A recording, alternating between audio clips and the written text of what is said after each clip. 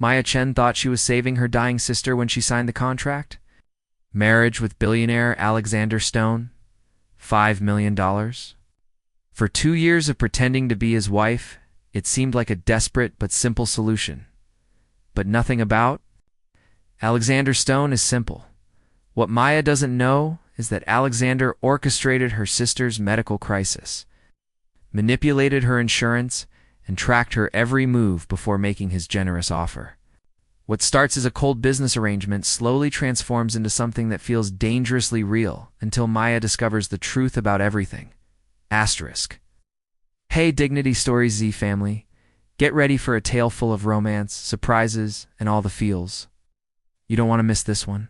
Let's dive in. Asterisk. The champagne glass shattered against the marble floor of the penthouse, sending crystal fragments across Maya's bare feet like fallen stars. She didn't flinch.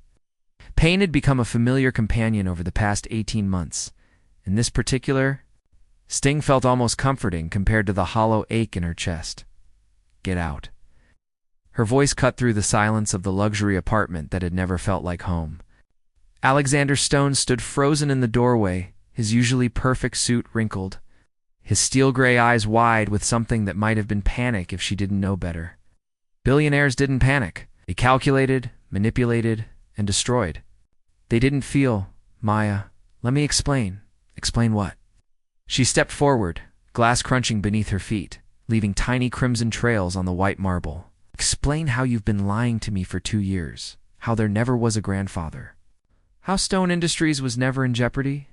The city sprawled below them through floor-to-ceiling windows. 27 floors down, its lights twinkling like the diamonds she'd worn to countless charity galas as Mrs. Alexander Stone, the perfect wife, the perfect lie. The marriage was supposed to end 6 months ago? Her voice cracked, despite her efforts to keep it steady. Emma's surgery was paid for. Contract was complete. So why am I still here, Alexander? He took a step toward her. She saw something she'd never witnessed before in his carefully controlled features. Desperation. Because I couldn't let you go. The admission hung between them like a blade suspended over everything they'd built together. Maya felt her heart stutter, then raced. The way it had that very first day in his office when she'd signed away 2 years of her life for $5 million and the chance to save her sister. You bastard. The words came out as a whisper, but they carried the weight of every stolen moment, every gentle touch that had felt real. Every time he'd looked at her as if she meant something more than a business transaction. Rain began to streak the windows, the storm she'd been watching build all evening finally breaking over Manhattan. The sound filled the silence between them, a rhythmic drumming that matched the thundering of her pulse. I hired investigators to find everything about you, Alexander continued, his voice rough with something that sounded like grief. Your sister's medical history, your financial situation, your work record. I knew exactly how desperate you were. Maya wrapped her arms around herself, suddenly cold, despite the apartment's perfect temperature. She wore only his shirt, the one she'd pulled on after he'd made love to her, with a tenderness that had convinced her. Their arrangement had evolved into something real. How naive she'd been. But there were things I couldn't research, he said, moving closer despite the warning in her eyes. Like the way you hum when you cook.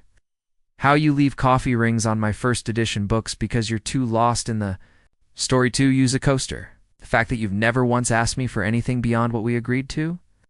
Stop. She held up a hand, but her voice betrayed her with its tremor. The way you make me want to be better than the man who manipulated. You into this? Thunder crashed overhead, and Maya flinched. Not from the sound, but from the raw honesty in his confession. She'd spent 2 years learning to read the subtle shifts in his expression, the tiny tells that revealed his thoughts. Right now, he looked like a man watching his world collapse. Who told you? He asked quietly. Does it matter? Maya turned, away from him, staring out at the storm. Marcus finally grew a conscience. Your business partner thought I deserved to know the truth about my husband. The word tasted bitter now. Husband. For months. It had felt natural on her tongue, even though their marriage certificate was nothing more than an elaborate prop in Alexander's grand deception. What else did he tell you? Something in his tone? made her turn back. Alexander's face had gone pale, his hands clenched at his sides. That you've been planning to divorce me since month 6, just like the contract stated. That you've been paying my rent at the apartment I don't even know exists. You've had legal documents drawn up to make our separation as clean and profitable as possible. Each revelation cut deeper than the last. There's someone else. Alexander's sharp intake of breath was audible, even over the rain. Maya, is it true? She faced him fully now, her chin raised despite the tears threatening to spill. Have you been planning this entire time to discard me once you got bored? For a long moment, he said nothing. The silence stretched between them, filled with the weight of 2 years of shared breakfasts. Quiet evenings and nights when she'd almost convinced herself that the way he touched her meant something beyond their arrangement. Yes. The single word fell like a stone. Maya felt something inside her chest shattered more completely than the champagne glass at her feet. She'd expected it, had braced herself for his confirmation, but hearing it still stole. The breath from her lungs? And the other woman? Alexander's jaw tightened, but he didn't look away. Victoria Harrison, she's your business equal, your social equal, your real choice. Maya nodded, surprised by how calm her voice sounded. Someone who belongs in your world instead of someone you bought and paid for. It's not like that, isn't it? Maya moved to the bar cart, her feet leaving bloody prints on the marble, and poured herself 2 fingers of the whiskey Alexander favored. The liquid burned her throat, but it was nothing compared to the fire consuming her from the inside. Tell me, when you make love to me, do you pretend I'm her? The muscle in Alexander's jaw jumped. Don't? Do you close your eyes and imagine Victoria's perfect hands instead of my working class ones? Her trust fund skin instead of my department store clothes? Stop. His voice carried a warning she'd learned to recognize. Why? Because the truth hurts. Maya laughed, but it came out broken. You know what the really pathetic part is? Actually, started to believe this was real, that maybe you could love someone like me. She drained the whiskey and set the glass down with deliberate care. But you can't love what you own, can you, Alexander? And you've owned me from the moment I signed that contract. Thunder crashed again, closer this time, and the lights flickered. In that moment of darkness, Maya saw something cross Alexander's features that looked almost like anguish. When the light steadied, his mask was back in place. What do you want? He asked. The question should have been simple. 6 months ago, she would have said money, security, Emma's continued health, but sitting in this beautiful prison surrounded by luxury she'd never asked for, Maya realized there was only one thing she truly wanted. I want to know why you're still lying to me. Alexander went very still. What? Marcus told me about Victoria, about the divorce papers, about the apartment. Maya stepped closer, studying his face in the storm-cast shadows. But he also told me something else, something that doesn't fit with your carefully constructed confession. The rain intensified, drumming against the windows with increasing fury. He told me you fired him tonight, right after he spoke to me. Maya's voice dropped to barely above a whisper. Why would you fire your oldest friend for telling your temporary wife a truth you were planning to reveal anyway? Alexander's composure cracked just for an instant, but it was enough. Maya saw fear flash across his features before he could hide it. What aren't you telling me, Alexander? The storm chose that moment to unleash its full fury. Lightning split the sky, illuminating the apartment in stark white relief.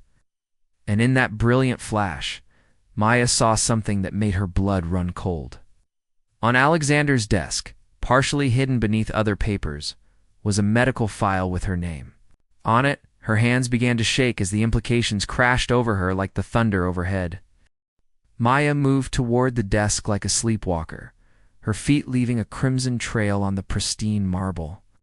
Each step felt like walking through quicksand, her body fighting against what her mind already knew she would find. Maya, don't. Alexander's voice cracked with desperation, but he made no move to stop her. Her fingers trembled as she lifted the corner of the leather portfolio, revealing the medical file beneath.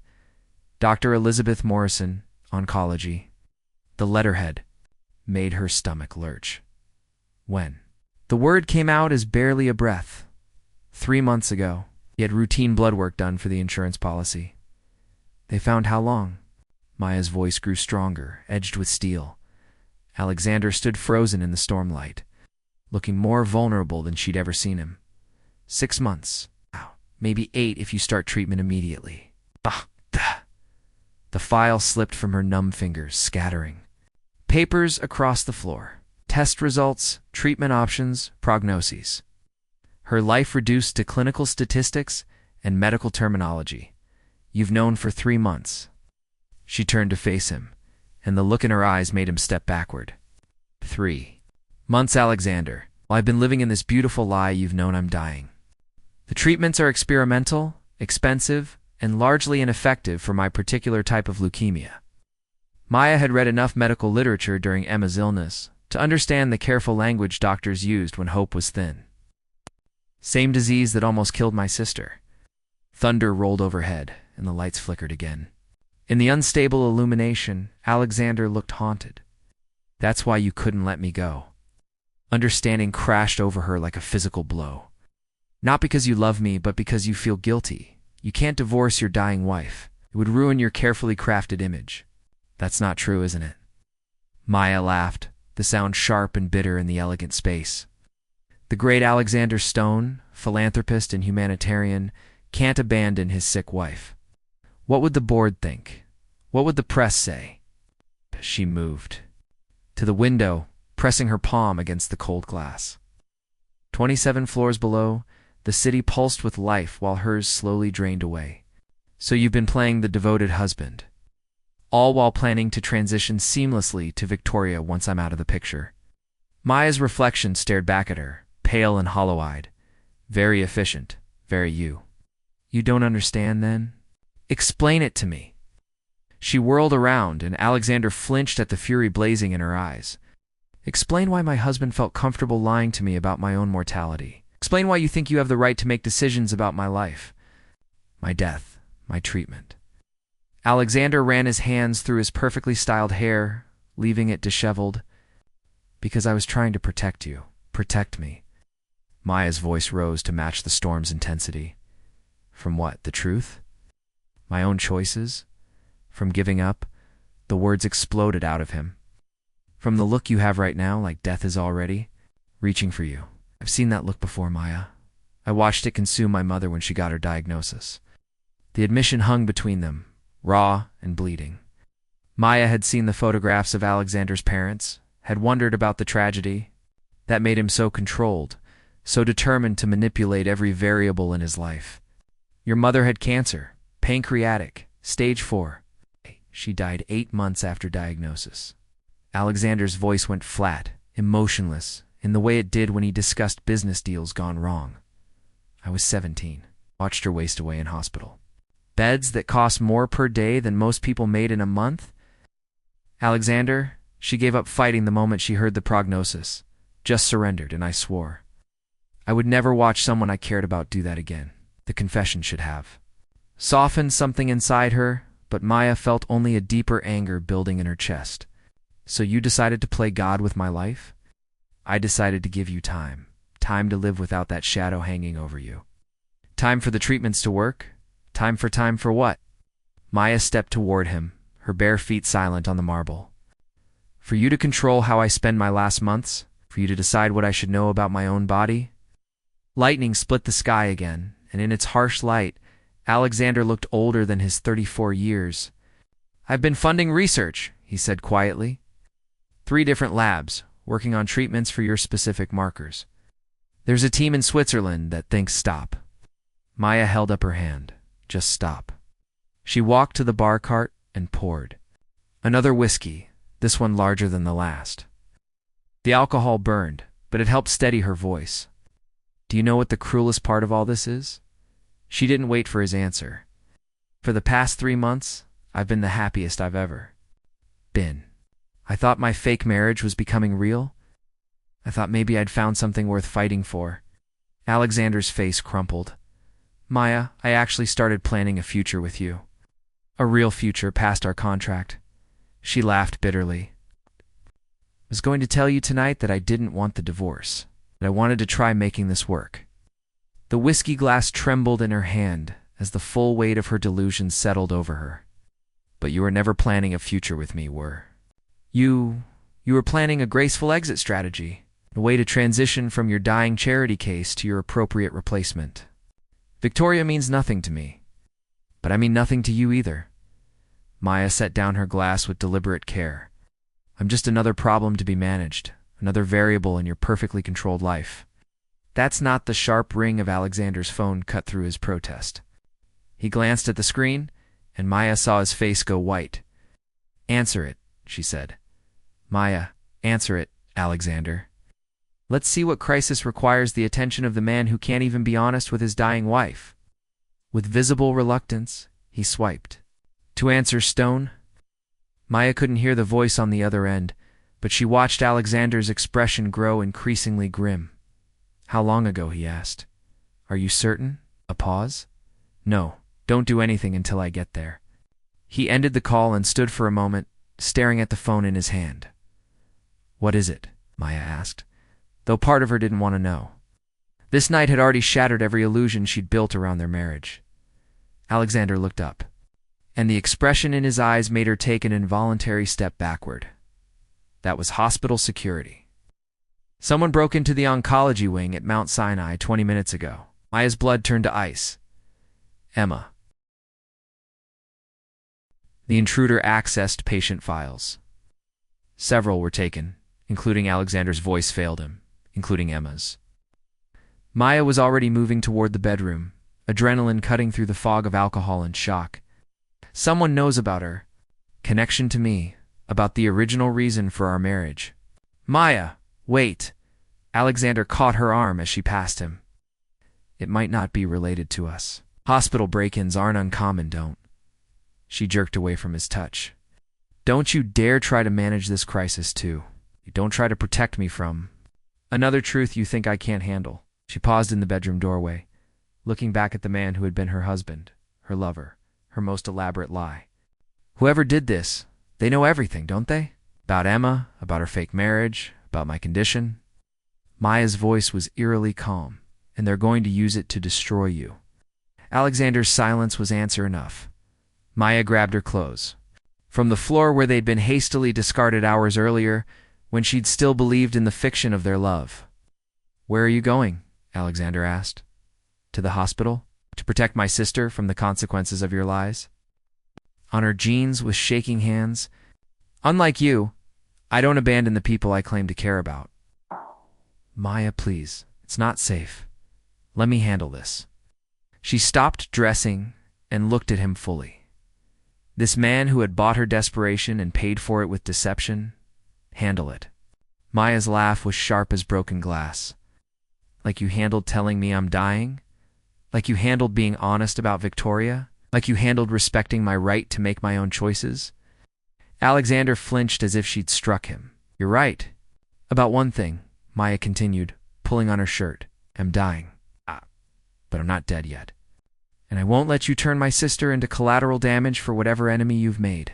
She grabbed her purse and headed for the door, but Alexander's voice stopped her. The person who broke into the hospital, he said quietly. It was Marcus. Maya turned slowly, her hand still on the doorknob. My business partner. The man who told you about Victoria, about the divorce papers. Alexander's voice was hollow. He's the one who accessed Emma's files. The betrayal hit her like a physical blow. Marcus, who had seemed genuinely concerned for her welfare. Marcus, who had finally given her the truth Alexander had hidden. Why? She whispered. Alexander's smile was bitter and broken. 'Cause he's not just my business partner, Maya. He's Victoria's brother. And he wants Stone Industries for himself. The storm raged outside, but Maya barely heard it over the roaring in her ears. Every revelation tonight had been a carefully orchestrated move in a game she'd never known she was playing. How long has this been planned? She asked. I don't know. Alexander's admission sounded defeated, but I think we're about to find out. Yes. Phone buzzed with a text message. With numb fingers, she opened it. The message was from an unknown number, but the attachment made her stomach drop. It was a photo of Emma, asleep in her hospital bed, looking fragile and peaceful below the image. 5 words that changed everything: come alone, or she dies. The parking garage beneath Mount Sinai Hospital felt like a tomb at 2 in the morning. Maya's footsteps echoed off concrete walls as she made her way toward the service elevator. Every shadow potentially concealing a threat. Her phone had been silent since that first terrifying message. But the image of Emma's vulnerable form was burned into her retinas. She'd left Alexander 20 minutes ago, standing in their penthouse like a broken statue among the fragments of their shattered life. He'd begged her to wait, to let him call security, to trust him one more time. But trust had become a luxury Maya could no longer afford. The elevator climbed with agonizing slowness to the 7th floor. When the doors opened, the oncology ward stretched before her like a maze of antiseptic nightmares. Most of the lights were dimmed for night shift, casting long shadows between the rooms, where people fought their own private battles with mortality. Emma's room was at the end of the corridor. Maya had walked this path so many times over the past 2 years. First during her sister's initial treatment, then for regular checkups that had blessedly shown continued remission.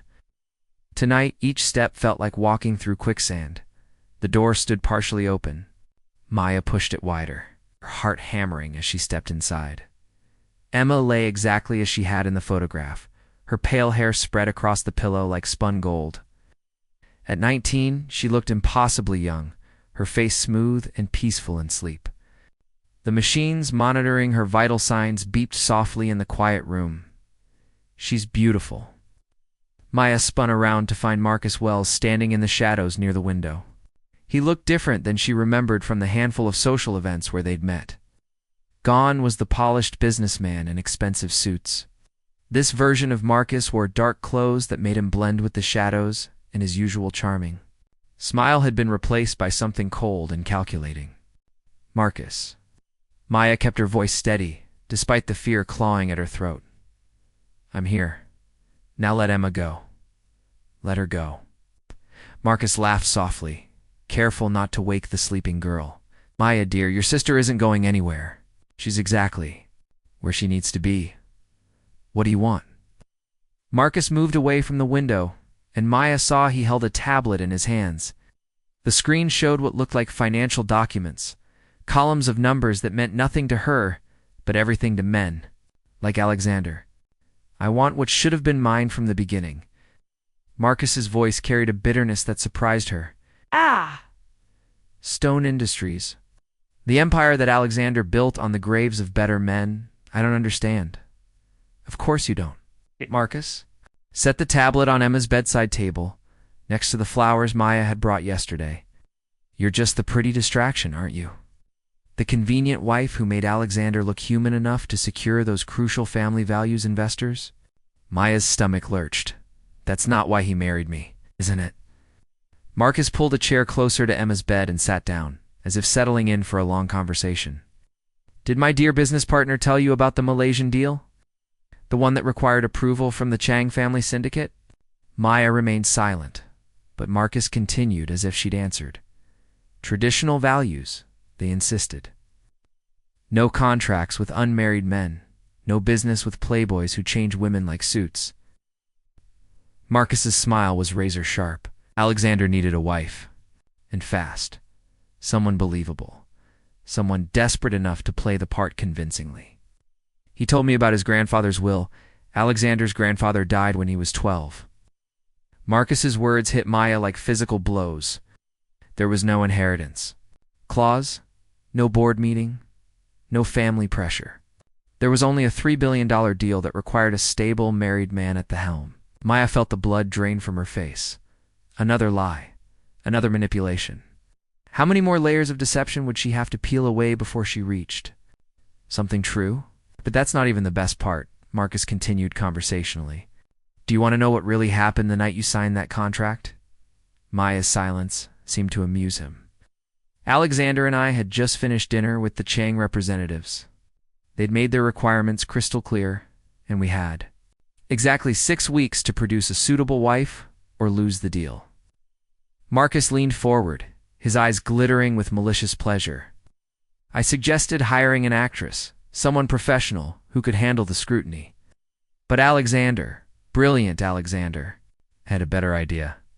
The machines monitoring Emma's vitals continued their steady rhythm, the only sound in the increasingly suffocating room.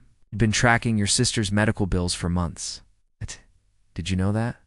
Stone Industries owns a subsidiary that owns part of the company that handles hospital billing. Marcus's voice took on a sing-song quality that made Maya's skin crawl. He knew exactly how desperate you were, exactly how much you needed, exactly what price would make you sign anything.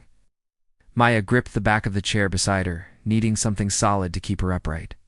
You're lying, am I? Marcus picked up his tablet and swiped through several screens. Hospital records show that Emma's insurance was mysteriously suspended the week before you met Alexander. Just a computer glitch, they said. A billing error that left you suddenly responsible for $200,000 in medical debt. Room spun around Maya as the implications sank in. No, but it gets better. Marcus was clearly enjoying himself now. The same week your insurance was suspended, Alexander's private investigator began following you, documenting your routine, your vulnerabilities, your desperate attempts to secure loans that no bank would approve.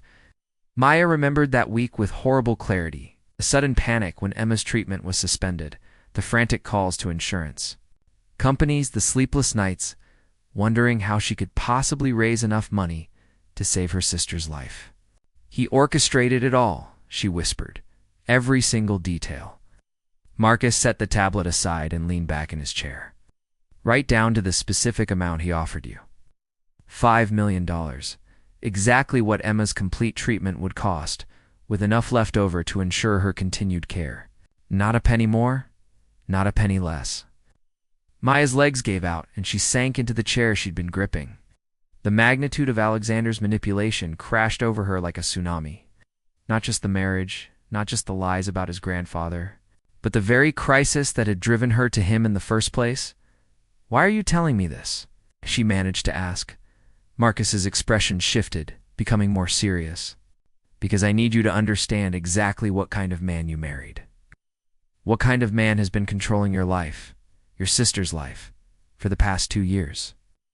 He stood and walked to Emma's bedside, looking down at the sleeping girl with something that might have been pity. Alexander Stone doesn't love you, Maya. He's incapable of love. You're a chess piece he moved into position to win a business deal.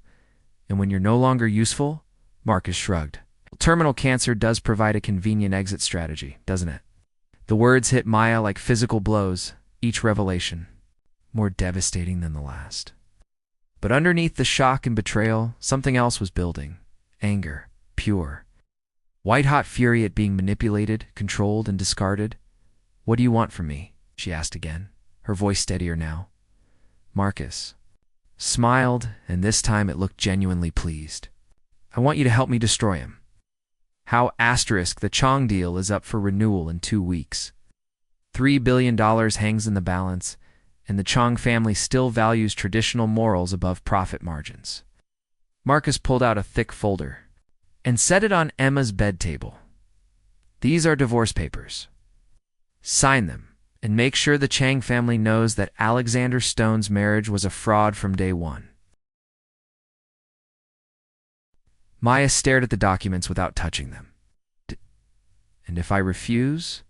Marcus's pleasant mask slipped, revealing something cold and dangerous underneath. Then Emma's cancer returns. Her remission ends, mysteriously and completely. And this time, no amount of money will save her. The threat hung in the air between them like a blade. Maya looked at her sister, so peaceful and unaware of the forces marshaling around her, and felt something die inside her chest. You can't do that. Cancer doesn't work that way, doesn't it? Marcus picked up the tablet again and showed Maya a new screen. Medical charts, treatment schedules, medication lists. Emma's current drug regimen includes several experimental compounds. Compounds that, if suddenly withdrawn or altered, could trigger a massive relapse. Maya's blood turned to ice as she recognized the names of Emma's medications scrolling across. The screen? Dr. Morrison has been very cooperative, Marcus continued conversationally. Amazing how much influence a large donation to the hospital's research fund can buy. A change in dosage here, a mistreatment there, A small alteration in her blood work results. You bastard. The words came out as a growl. I'm a businessman, Maya. Just like my dear partner, Alexander. The only difference is that I'm honest. About what I'm willing to sacrifice to win. Maya's phone buzzed with a text message. Marcus gestured for her to check it. The message was from Alexander. Maya, where are you? Marcus isn't who you think he is. He's been planning this for months. Please don't trust him. Marcus had clearly seen the message because he laughed softly. A little late for warnings, don't you think? But then, Alexander has always been better at manipulation than communication. Maya deleted the message without responding. Alexander's concern felt hollow now, just another attempt to control the narrative. Why should I trust you? She asked. Marcus, you've just admitted you're willing to murder my sister to get what you want? Because unlike Alexander, I'm offering you a real choice. Marcus's voice grew persuasive again. Sign the divorce papers, destroy his credibility with the Chen family, and Emma continues her treatment. She lives a full, healthy life free from the shadow of your husband's machinations. And if the Chen family pulls out of the deal, Alexander loses everything. Stone Industries crumbles, and I pick up the pieces at pennies on the dollar. Marcus smiled. Justice, finally served. Maya looked at the divorce papers, then at her sister's peaceful face. Emma stirred slightly in her sleep, murmuring something unintelligible, before settling back into stillness.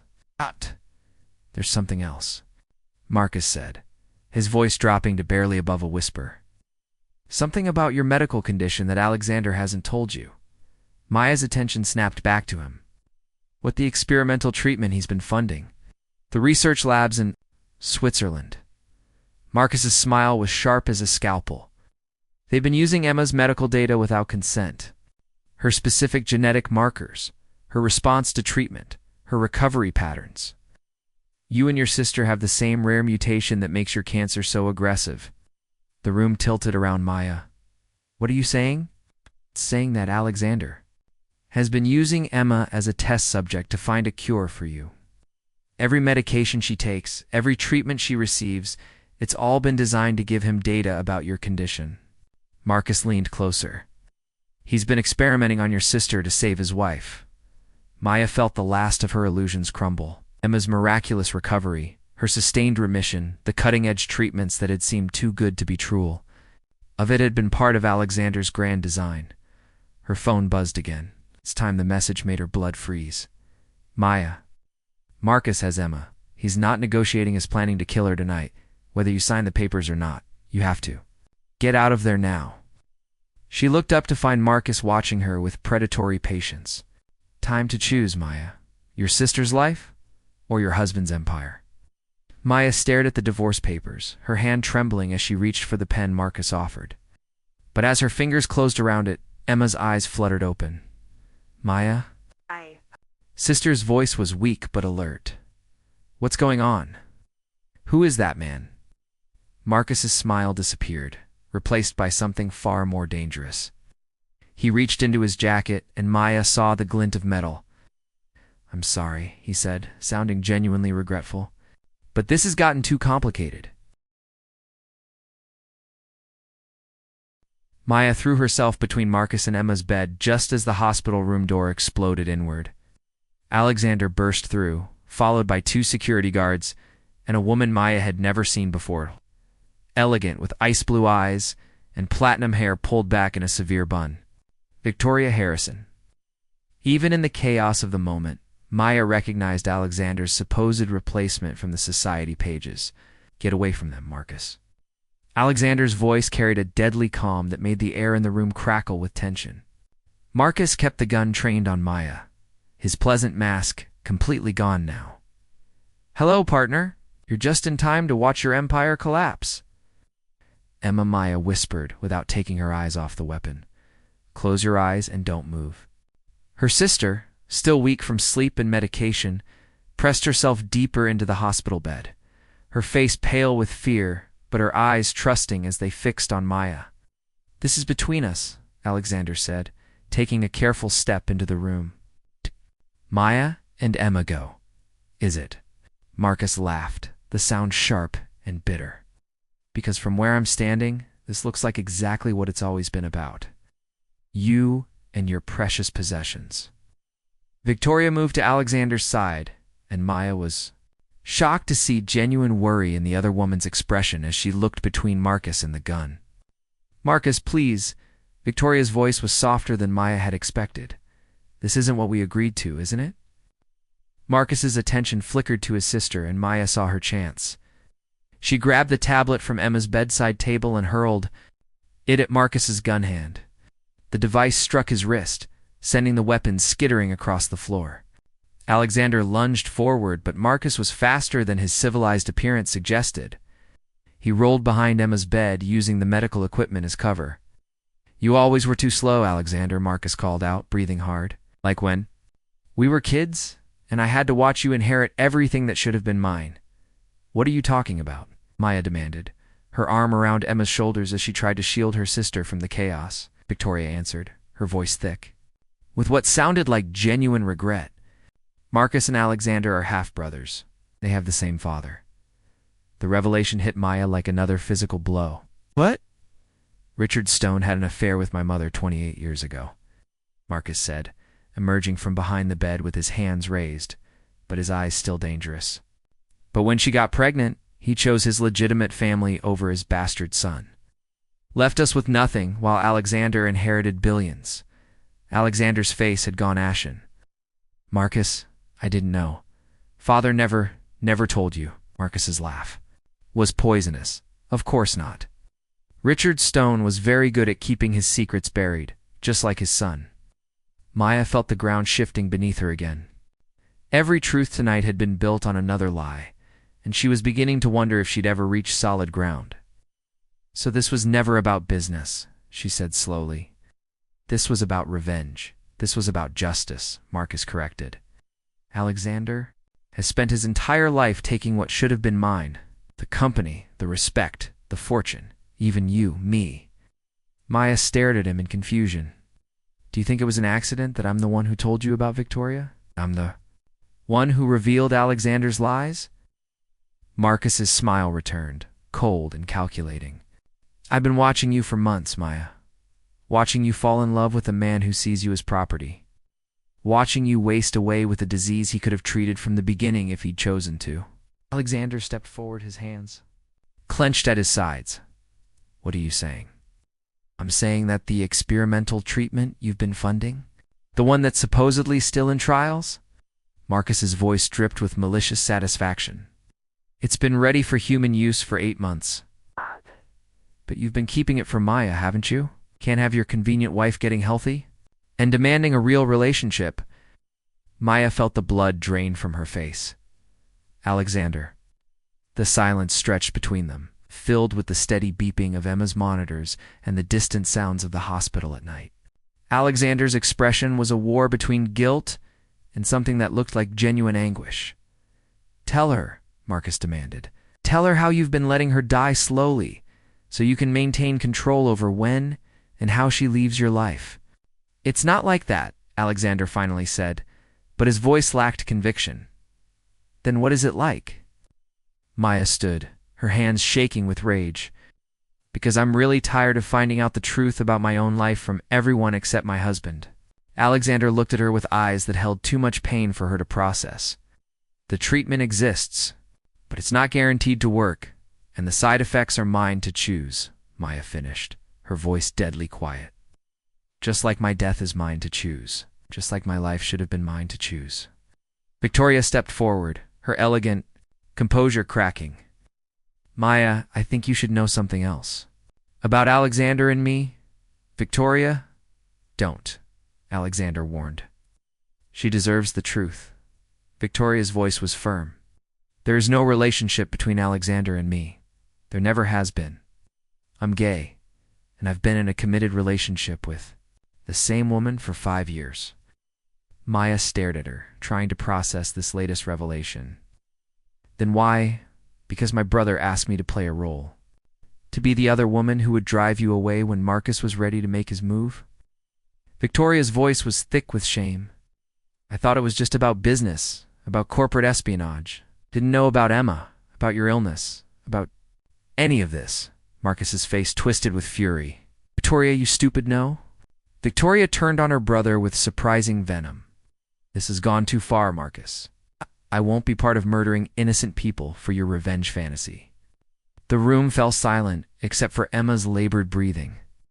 Maya looked around at the faces surrounding her, Alexander with his guilt and desperation, Victoria with her regret, Marcus with his bitter rage, and Emma pale and frightened in her hospital bed. I want everyone out, Maya said quietly. Maya Alexander started. Everyone out except Emma. Now, her voice carried a steel that made even Marcus take a step backward. I need to think, and I can't do that with all of you hovering over me. Like vultures. I'm not leaving you alone with him, Alexander said, gesturing toward Marcus. Maya looked at Marcus, who had recovered some of his earlier composure. Are you going to hurt me or my sister if I ask you to leave? Marcus considered the question with unsettling seriousness. No, but this conversation isn't over, Maya. You still have choices to make, I know. Maya's voice was steady despite the chaos in her chest. But I'm going to make them on my terms, not yours, not Alexander's. Mine. One by one, they filed out of the room. Alexander lingered at the door, looking back with an expression that might have broken her heart if she had any pieces left to break. When they were alone, Emma struggled to sit up in her bed. Maya, what's happening? I'm scared. Maya moved to her sister's side and took her hand, the simple contact grounding her in something real and uncomplicated. I'm scared too, Maya admitted. But I'm going to figure this out, okay?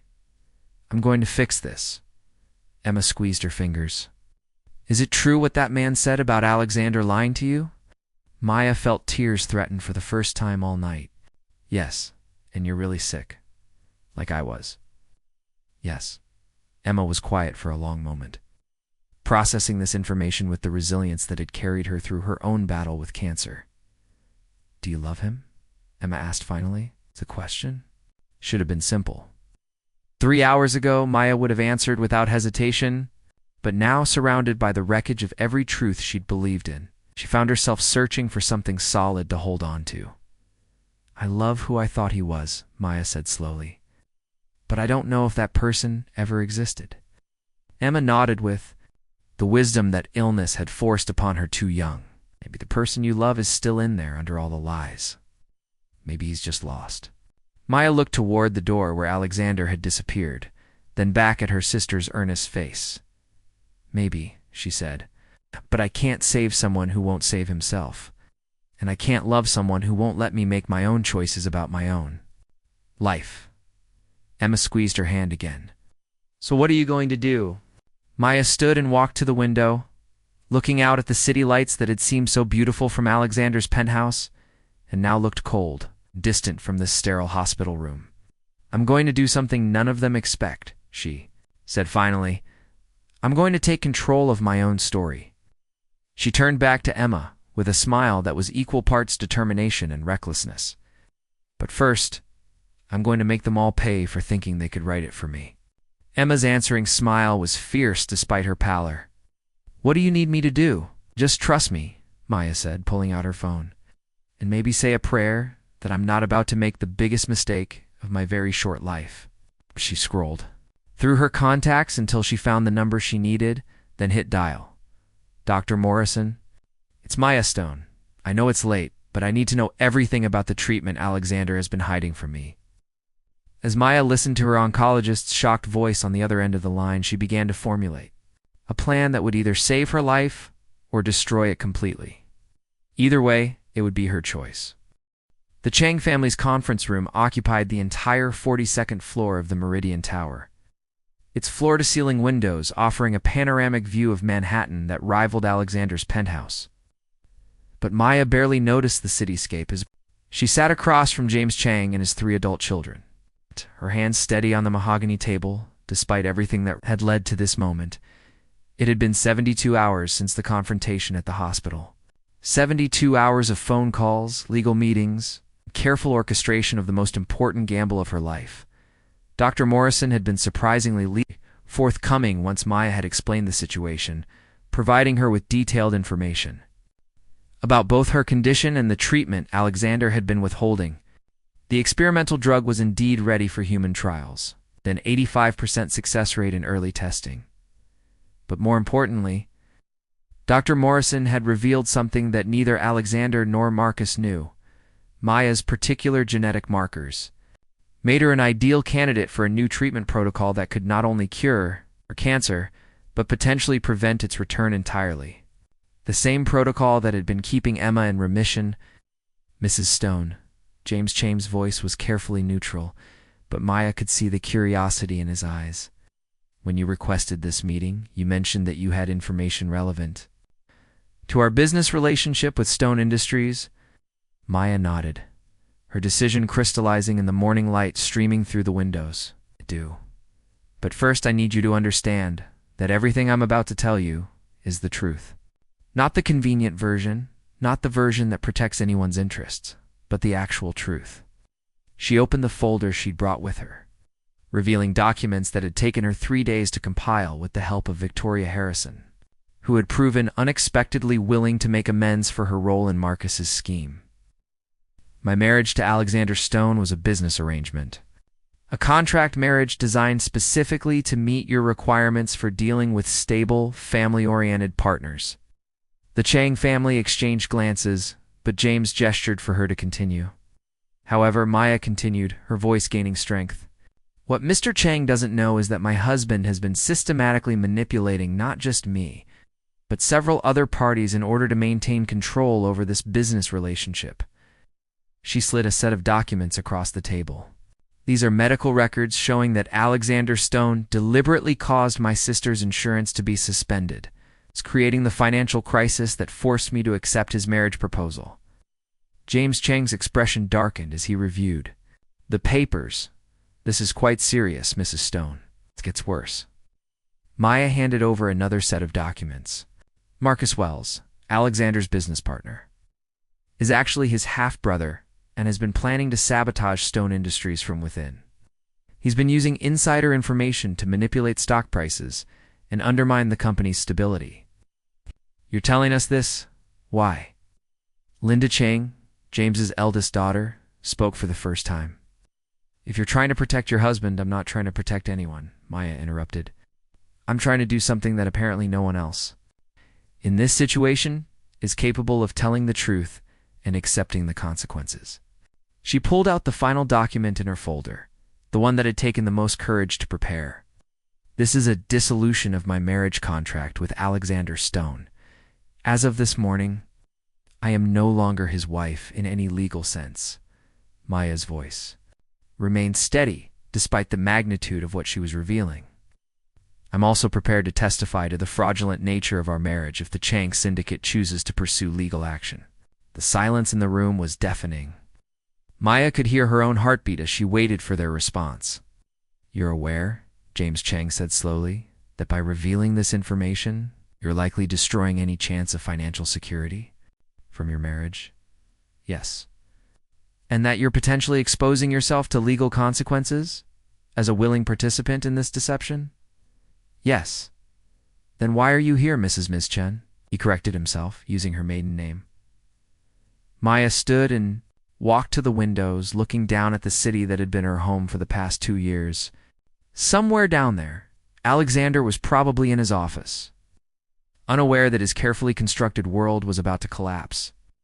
Marcus was likely plotting his next move, convinced that he still held all the cards, and Emma was recovering from her latest treatment, finally receiving the full benefit of the protocols that could save them both.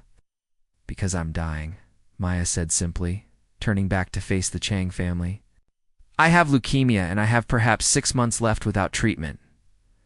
With treatment, I might have years, maybe decades. But either way, I don't want to spend whatever time I have left living in a world built on lies. And sat down, meeting each of their gazes directly.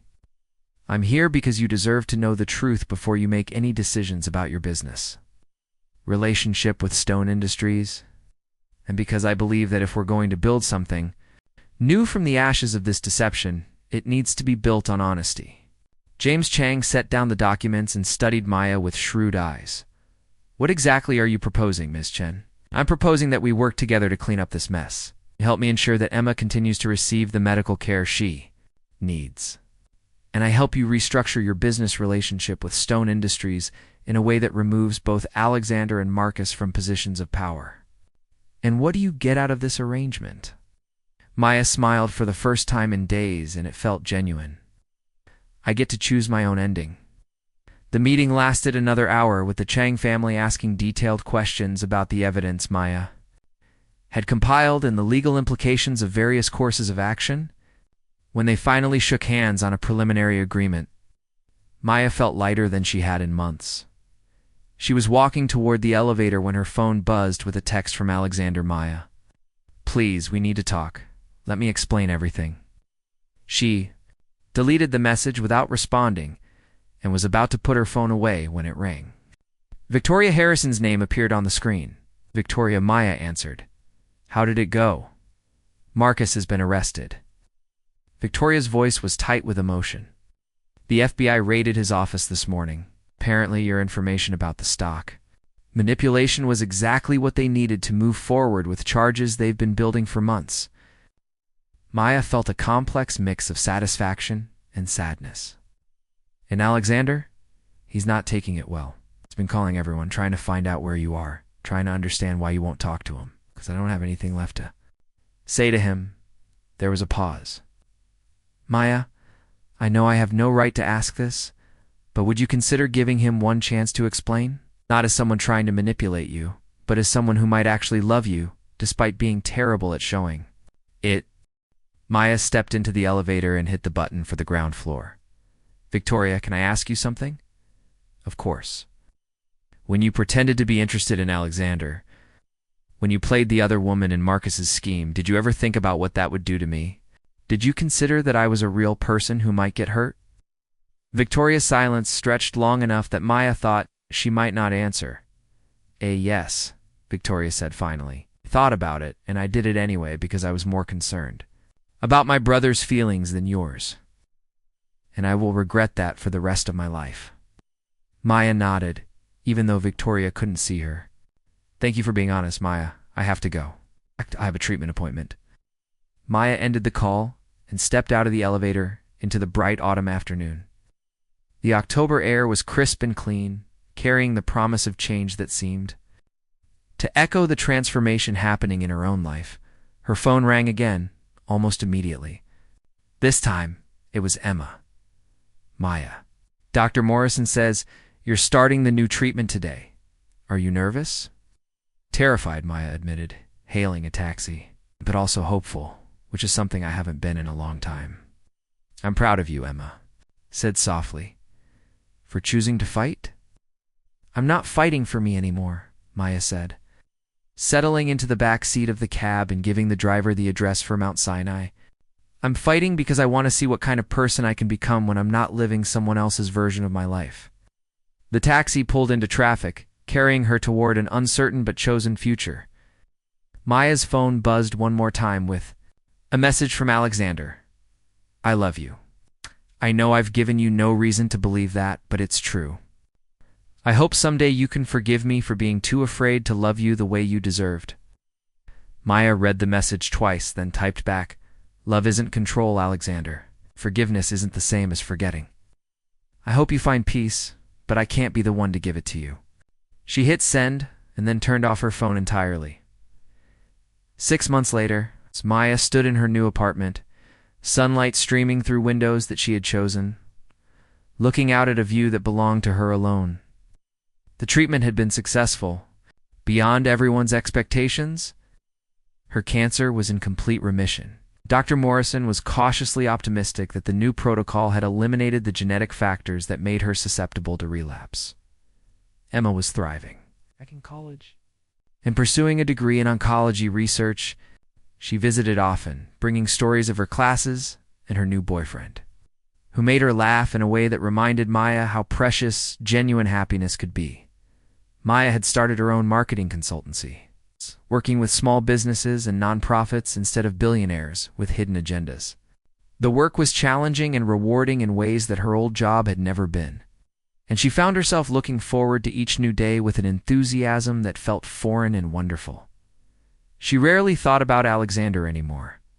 Though she'd heard through business networks that Stone Industries had been restructured under new management after the scandal broke, Alexander had retained a minority stake, but no operational control. According to the financial press, he'd moved to Seattle and was focusing on philanthropic work, particularly in medical research. Maya hoped that was true. She hoped he was learning to build something positive instead of manipulating existing systems for his own benefit. But his journey was his own to make. Her phone rang, interrupting her thoughts. The caller ID showed a number she didn't recognize. Maya Chen, she answered professionally. Miss Chen, this is Dr. Sarah Kim from the National Cancer Institute. I understand you were part of the trial group for the new leukemia treatment protocol? Yes. That's correct. I'm calling because we'd like to invite you to speak at our annual conference next month. We're looking for patient advocates who can speak to the importance of informed consent and patient autonomy in treatment decisions. Maya smiled, looking out at her sunlit view. I'd be honored to participate. She hung up. Maya realized that this was what healing actually looked like, not the dramatic reconciliation or the perfectly tied-up ending that movies promised, but the quiet accumulation of choices made freely, relationships built on honesty, and days lived according to her own values rather than someone else's expectations. She had chosen her own ending, after all, and it was beautiful in ways she never could have imagined when she was trapped in someone else's story. Maya walked to her desk, pulled out a piece of paper, and began to write. Dear Alexander, I hope this letter finds you well and at peace with the choices that brought us both to this point. I'm writing not because I want to resume contact, but because I think you deserve to know that I forgive you. She paused, then crumpled up the paper and threw it away. Some stories didn't need epilogues. Some chapters closed naturally, without explanation or resolution. Making room for entirely new books to begin, Maya Chen was ready to write her own. *subscribe for more emotionally intense stories that explore the complex intersection of love, power, and personal choice. New stories every day. Like this video if the story touched your heart, subscribe for more emotional tales, and share with someone who believes in the power of true love. And let us know in the comments. We love connecting with our global community of romance lovers. The end.